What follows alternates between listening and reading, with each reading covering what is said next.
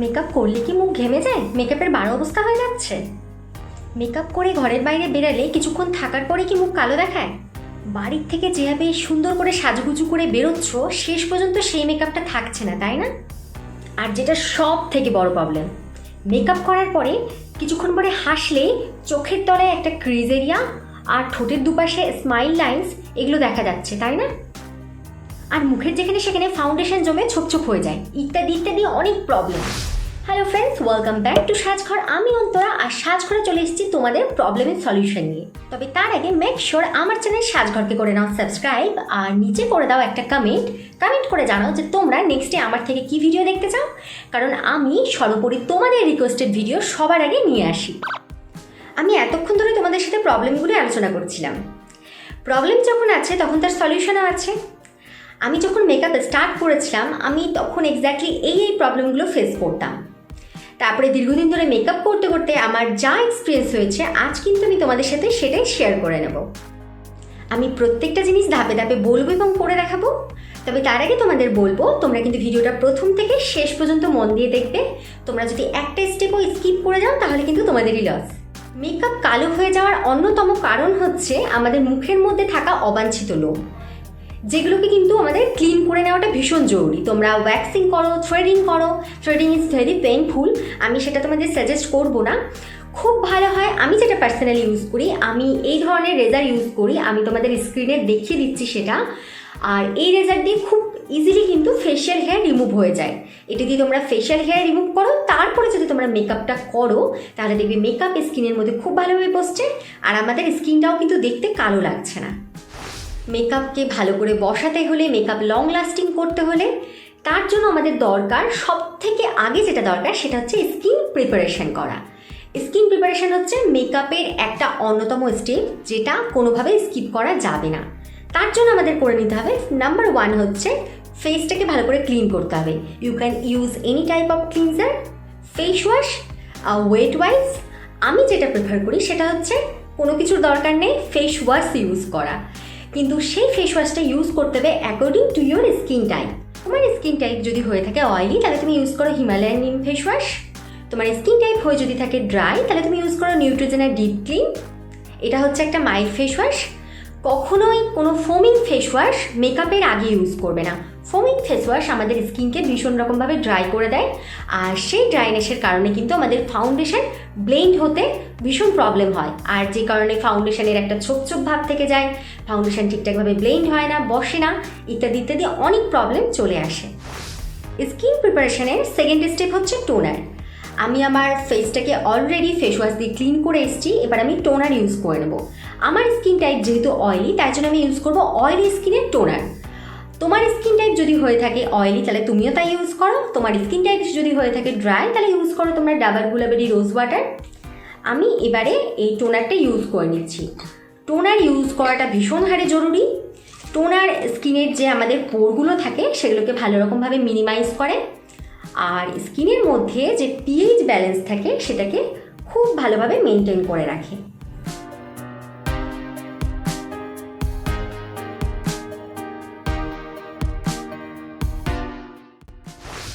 Next step হচ্ছে moisturiser. Moisturiser কিন্তু স্কিনে লাগাতেই হবে। ময়শ্চারাইজার হচ্ছে আমাদের স্কিনের খাবার, আর ঠিকঠাকভাবে খাবার না পেলে আমরা কেউই ভালোভাবে কাজ করতে পারি না, তাই আমাদের স্কিনও ভালোভাবে কাজ করবে না।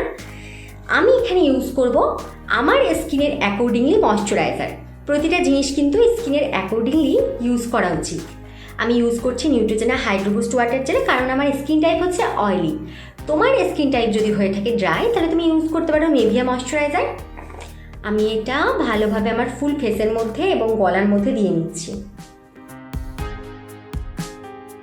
একটা গুরুত্বপূর্ণ টিপস, দিনের বেলা যদি বাইরের দিকে মেকআপ করে বেরোতে হয় সেক্ষেত্রে তোমার যা ময়শ্চারাইজার তুমি ইউজ করবে তার সাথে ইউজ করে নাও একটা সানব্লক, মানে এসপিএফ যুক্ত কোনো সানস্ক্রিন। তাহলে সেক্ষেত্রে কী হবে, এই দুটো মিক্স করে তুমি যদি বাইরে বেরাও তাহলে মুখটা কিন্তু কালো দেখাবে না, আর সূর্যের ক্ষতিকারক রশ্মি থেকে স্কিন কিন্তু আমাদের রক্ষা পাবে। আর সব থেকে ভালো হচ্ছে এসপিএফ যুক্ত কোনো ফাউন্ডেশন ইউজ করো, সেক্ষেত্রে কোনো রকম কোনো চান্সই নেই মুখ কালো হওয়ার। আমি যেটা এতক্ষণ ধরে করলাম সেটা হচ্ছে আমাদের বেসিক একটা স্কিন কেয়ার রুটিন, যেটা আমরা প্রত্যেকদিনই ফলো করি এবং প্রত্যেকদিন ফলো করলে স্কিনও আমাদের খুব ভালো থাকে। তার থেকেও বেশি একটা গুরুত্বপূর্ণ জিনিস যেটা আমি স্কিপ করে গেছিলাম, অ্যাকচুয়ালি আমি ভুলেই গেছিলাম, তো সেটা হচ্ছে সপ্তাহে একদিন করে অবশ্যই মনে করে স্কিনের মধ্যে করে নিতে হবে স্ক্রাবিং। স্ক্রাবিং কিন্তু আমাদের স্কিনের মধ্যে থাকা যে ডেড সেল থাকে সেগুলোকে রিমুভ করে দেয়, আর আমাদের স্কিন কিন্তু অনেক বেশি স্মুথ হয়ে যায়। এর ফলে কী হয়, আমরা যদি ফাউন্ডেশনটা যখন স্কিনে দেব, আমাদের ফাউন্ডেশনটা দেখতে অনেক বেশি ফ্ললেস লাগবে। অনেক সময় কী হয়, দেখবে যে স্ক্রাবিং না ইউজ করে করে স্কিনের মধ্যে একটা দানা দানা ব্যাপার থাকে, আর যেটা কিন্তু ফাউন্ডেশন লাগালে ভালোভাবে বোঝা যায় উপর থেকে। তো এই স্টেপটাকে অবশ্যই মনে করে করবে, তাহলে কিন্তু ফাউন্ডেশন লাগানোর পরে মেকআপটা দেখতে ভীষণ ন্যাচারাল লাগবে। আমার নেক্সট স্টেপ হচ্ছে প্রাইমার। প্রাইমার তো ইউজ করতেই হচ্ছে। মেকআপ যদি লং লাস্টিং করতে চাও, মেকআপকে যদি একটা সুন্দর ফিনিশ দিতে চাও, তাহলে অবশ্যই প্রাইমার ইউজ করবে। তাই জন্য এই স্টেপটা করাটা খুব জরুরি। প্রাইমারও কিন্তু অ্যাকর্ডিং টু ইউর স্কিন টাইপই আমাদের ইউজ করতে হবে, আদারওয়াইজ আমাদের স্কিনের প্রবলেমগুলো কিন্তু বাইরে বেরিয়ে আসবে। আমার স্কিন হচ্ছে একটু অয়েলি, কিন্তু আমি যেই প্রাইমারটা এখন ইউজ করবো সেটা হচ্ছে ল্যাকমে অ্যাবসোলিউটের ব্ল্যাক পারফেক্ট প্রাইমার। এটা কিন্তু অয়েল স্কিন টাইপেতে ভালোভাবে চলে যায়। আর খুব যাদের অয়েল স্কিন তাদের জন্য আমি সাজেস্ট করে দেবো তোমরা পিএসির অয়েল কন্ট্রোল প্রাইমার নাও। আর আদারওয়াইজ ড্রাই স্কিন হলে তোমরা এই প্রাইমারটা ইউজ করতে পারো। ব্লু হেভেনের প্রাইমার রয়েছে, খুব ভালো।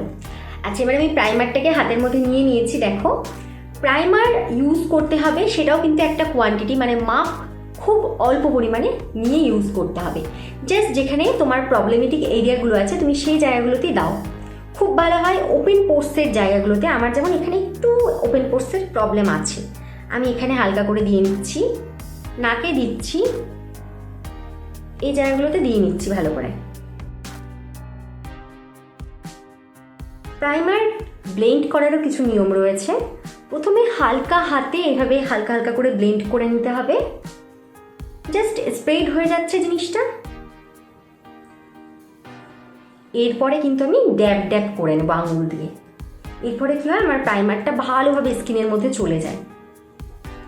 প্রাইমার হচ্ছে একটা লেয়ার যেটা আমাদের ময়শ্চারাইজার আর ফাউন্ডেশনের মধ্যে একটা বর্ডার, মানে কাউকে এপার থেকে ওপারে যেতে দেবে না।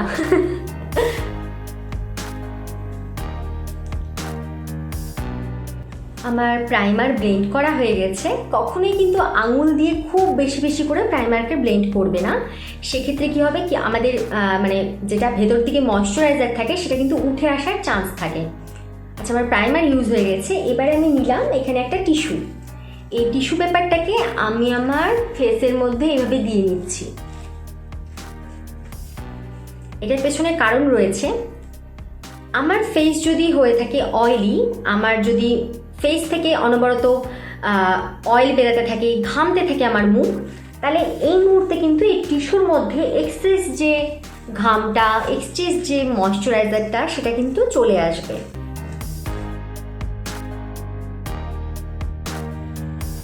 এই ধরনের মেকআপে কিন্তু একটু সময় লাগবে। অ্যাকচুয়ালি এই ধরনের মেকআপ একটু টাইম নিয়েই করা উচিত, তাহলে মুখের মধ্যে মানে ঘাম আসবে না, মুখটা কালো হবে না, ইত্যাদি ইত্যাদি যত রকমের প্রবলেম আছে সেগুলো কিন্তু আসবে না। অনেকখানি ছিল ঘাম, সেটা কিন্তু এবার এই টিস্যু পেপারটা নিয়ে নিয়েছে।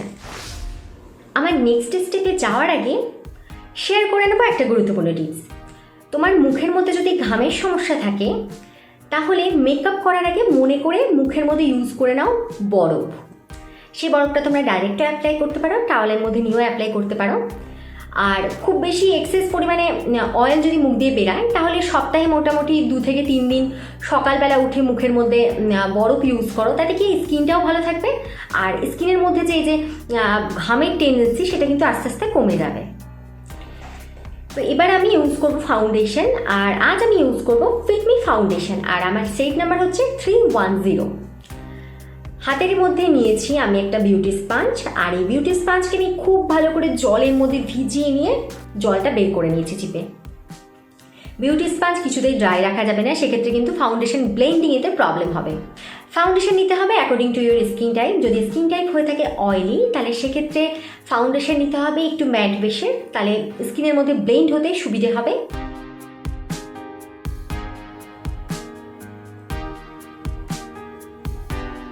সবসময় ফাউন্ডেশনকে একটু একটু করে লাগিয়ে নিয়ে ব্লেন্ড করবে, তাহলে সেক্ষেত্রে কি হবে, মানে ভালো রকমভাবে স্কিনের মধ্যে ফাউন্ডেশনটা ব্লেন্ড হবে।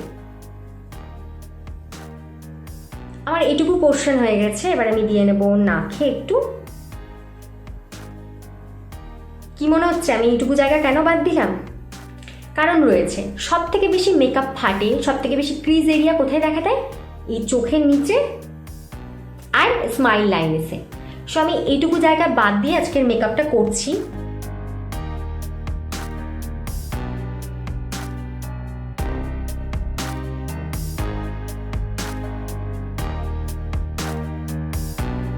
Foundation blending is very important. ব্লেন্ডিংয়ের সময় কিছুতেই এইরকম করবে না। এখন নিশ্চয়ই এই স্টেপটা সবাই জানো। ব্লেন্ডিংটা সবসময় এরকম করে ড্যাব ড্যাব ড্যাব ড্যাব করে করবে। এটাতে কি হয়, ফাউন্ডেশনটা খুব ভালো রকমভাবে স্কিনের মধ্যে সেট হয়ে যায়। গলার মধ্যে দিয়ে নেব।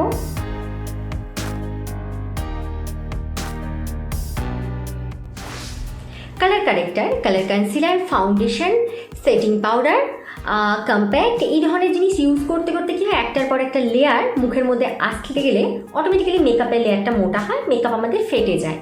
তো আমার আন্ডার আইতে খুব একটা ডার্ক সার্কেলের সমস্যা নেই, যে কারণে আমি কালার কারেক্টার ইউজ করলাম না, তোমরা ইউজ করো। আর এরপরে আমি কি করছি, ডাইরেক্ট ফাউন্ডেশন ইউজ করেছি। আমি আমার এইটুকু এরিয়াকে বাদ দিয়েছি, কারণ রয়েছে আমি যদি এই মুহূর্তে মানে ডাইরেক্ট একটা হাইলাইটিং শেড ইউজ করি, তাহলে কিন্তু আমার মেকআপটা দেখতে অনেক বেশি সুন্দর লাগবে, অনেক বেশি ন্যাচারাল লাগবে। চোখের তলাতে সবসময় একটু হাইলাইটিং শেড ইউজ করতে হয়। আমি এই ফাউন্ডেশনটা ইউজ করলে আবার আমাকে কনসিলার ইউজ করতে হতো, ডাইরেক্ট আমি কনসিলারটা ইউজ করছি। চোখের তলাতে দিয়ে নিলাম আমি কনসিলার। ইউজ করছি মেবেলিনের এজ রিওয়াইন্ড কনসিলার। চোখের ওপরেও আমি সেম করলাম। পার্ট পার্ট করে জিনিস ইউজ করে ব্লেন্ড করব, তাতে কিন্তু ব্লেন্ডিংয়েও সুবিধে হবে আর মেকআপটাও অনেক বেশি ন্যাচারাল লাগবে।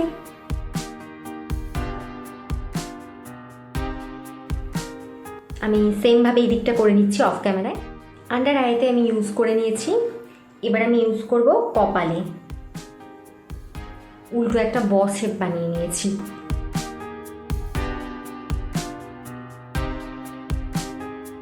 এবার আমি ইউজ করবো এটা নাকেতে। নাকেতে আমি ডাইরেক্ট কনসিলারটা ইউজ করছি না, কারণ সব থেকে বেশি মেকআপ না এই নাকের ওপর থেকে উঠে যায়, তাই আমি আঙুল দিয়ে দিয়ে বসিয়ে নেব প্রথমে।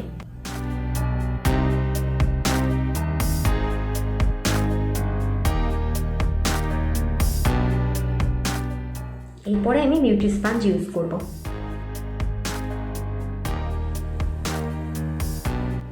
আরেকটি গুরুত্বপূর্ণ টিপস, ফাউন্ডেশন পারচেজের সময় ভালোভাবে ফাউন্ডেশনটাকে দেখে নেবে, কারণ অনেক ফাউন্ডেশনের মধ্যে থাকে কি একটা অক্সিডাইজের সমস্যা থাকে। সেক্ষেত্রে কি হয়, আমাদের স্কিন টোনের ম্যাচ করে যা ফাউন্ডেশন কিনলে, হয়তো আমি আমার স্কিন টোনের ম্যাচ করে যেটা কিনলাম, দেখা যাবে যে সেটা আমার স্কিনের মধ্যে অক্সিডাইজ হয়ে যাচ্ছে।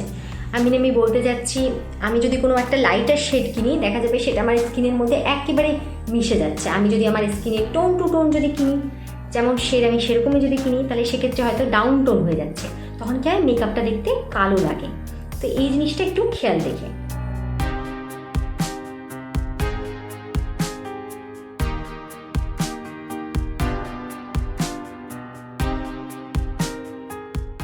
ফাউন্ডেশন কনসিলার আমার সবটা দেওয়া হয়ে গেছে। এরপরে করে নেবো একটা স্টেপ, আবার নেবো আমি টিস্যু পেপার। টিস্যু পেপারটাকে আমি আমার ফুল ফেসের মধ্যে ভালোভাবে এভাবে দিয়ে নেব। এটার ফলে কি হবে, আমার স্কিনের মধ্যে যদি থাকে আরও এক্সেস অয়েল, সেটা কিন্তু এই টিস্যু পেপারের মধ্যে চলে আসবে। আমি কিন্তু চেপে চেপে নিচ্ছি, এর ফলে আমার আফটার মেকআপ ঘামের চান্সটা একবারে থাকবে না। হালকা হালকা এসেছে। মেকআপটা ড্রাই হয়ে যাওয়া পর্যন্ত অপেক্ষা করে তারপরে এই টিস্যুটা ইউজ করবে। একবারে হয়তো তোমার মুখটা একটু ড্রাই থাকলোই না, অয়েলি অয়েলি ব্যাপার রয়েছে, তার মধ্যে তুমি যদি করো তাহলে কিন্তু মেকআপ একবারে উঠে চলে আসবে। যাই হোক, হয়ে গেছে না, কোনো মেকআপ নেই। আমার ফুল ফেসে ফাউন্ডেশন এবং কনসিলার লাগানো হয়ে গেছে। এবারে আমি মেকআপটাকে খুব ভালো রকমভাবে লক করে নেব। আমি যদি এর মধ্যে একটা পাউডার দিয়ে মেকআপটা সেট করে নিই তাহলে কিন্তু আমার মেকআপ গলে যাওয়ার চান্সেস একেবারে কমে যাবে, আর মেকআপটাও দেখতে ভীষণ ন্যাচারাল লাগবে। এক্ষেত্রে আমি কি পাউডার ইউজ করব? কম্প্যাক্ট পাউডার নাকি লুজ পাউডার? দুটো পাউডারই ইউজ করা যাবে। যদি ইউজ করে থাকো কম্প্যাক্ট পাউডার, তাহলে তোমার যা স্কিন টোন রয়েছে তার থেকে লাইটার, মানে তার থেকে একটু ফেয়ার টোনের তোমাকে কম্প্যাক্ট পাউডার নিতে হবে। তবে আমি তোমাদের সাজেস্ট করব always use a loose powder. Loose পাউডারটা হচ্ছে একেবারে পাতলা, এটা দেখো একেবারে পাতলা, মানে হাতের মধ্যে নিলেই বোঝা যাচ্ছে। আমি এভাবে খাপের মধ্যে এটা ঢেলে নিয়ে ইউজ করছি। এই যে আমি ব্রাশের মধ্যে এটা নিলাম। লুজ পাউডার ইউজ করার নিয়ম দেখে নাও। লুজ পাউডারটা আমি এটার মধ্যে নিয়ে নিয়েছি, এক্সেস লুজ পাউডারকে আমি ঝেড়ে ফেলবো। হয়ে গেল। প্রথমে আমি ইউজ করবো আমার চোখের তলায়, কারণ এখান থেকে মেকআপ কিন্তু সব থেকে বেশি গলে যায়।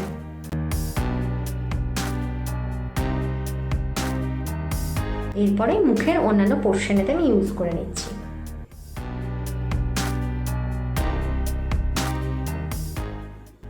একেবারে আমার স্কিনের মধ্যে একটা ম্যাট ফিনিশ চলে এসছে। গলার মধ্যেও আমি ইউজ করে নেব।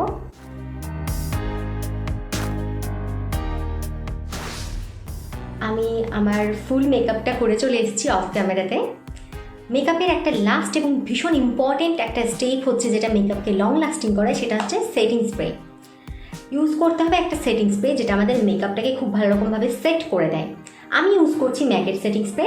কোনো দরকার নেই এত দামি একটা জিনিস কিনবার, তোমরা এর থেকে কম দামের মধ্যে পেয়ে যাবে NYX এর সেটিং স্প্রে। খুব ভালো সেটিং স্প্রে। মিস ক্লেয়ারের সেটিং স্প্রে রয়েছে, সুইস বিউটি রয়েছে। তো NYX এর সেটিং স্প্রে যেটা ম্যাট রয়েছে সেটা ভীষণ ভালো। যাদের অয়েলি স্কিন, ঘেমে যায়, ঘামার টেন্ডেন্সি রয়েছে, তারা সেই ম্যাট সেটিং স্প্রেটা ইউজ করতে পারো। আর সেটিং স্প্রে ইউজের আগে ভালোভাবে ঝাঁকিয়ে নিতে হয়। আর ইউজ করার নিয়ম হচ্ছে মুখ থেকে জাস্ট 1 হাত দূর থেকে এটা স্প্রে করতে হবে। হ্যাঁ, আমি এটা এবারে স্প্রে করব। স্প্রে করে নিয়ে আমি কোনো রকম কোনো কথা বলবো না, তোমরাও কোনো কথা বলবে না। যদি স্প্রে করার সাথে সাথে কথা বলতে শুরু করে দাও তাহলে যেমনভাবে কথা বলতে বলতে আমাদের মুখের মধ্যে একটা ভাঁজ পড়ে, ঠিক সেই সব জায়গাতে কিন্তু একটা লাইন্স চলে আসবে মেকআপ, তখন আর ফেটে যাবে যেটাকে বলে।